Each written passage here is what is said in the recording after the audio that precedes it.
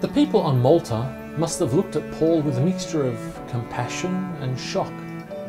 Paul's ship had just gone through a terrible storm and then struck a reef and was destroyed. The travellers miraculously all made it to the shore, but then, just as the danger seemed to be past, Paul is suddenly bitten on the hand by a snake.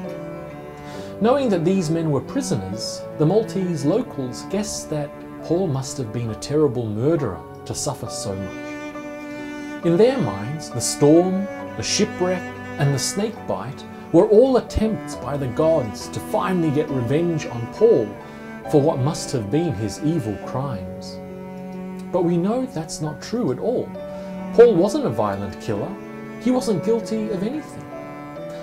But it's hard for people, even modern people like us, to break this habit of thinking that bad things only happen to bad people.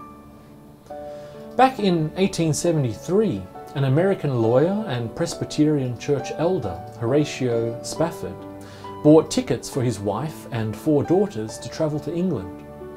But along the way, disaster struck. The ship sank, and while Spafford's wife survived, their 4 little girls all drowned. When Spafford heard the news, he rushed to join his wife. On his journey, as he passed by the place where his daughters died, he wrote the moving hymn, "It is well with my soul." But when Spafford's church heard what had happened to his family, instead of supporting Spafford, they rejected him, thinking God must be punishing his family for some secret sin. What a terrible way to behave. Acts 28 tells us that after the shipwreck, Paul still worked to serve and heal the people of Malta. As for Spafford and his wife, they too didn't let their shipwreck tragedy stop them. They left America and spent the rest of their lives serving the needy in Jerusalem.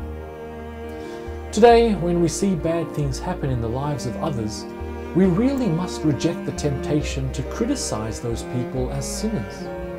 Not only is such thinking very wrong, it gives people extra pain at a time when they are already suffering.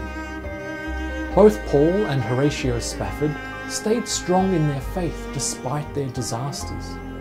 But not everyone can be that strong.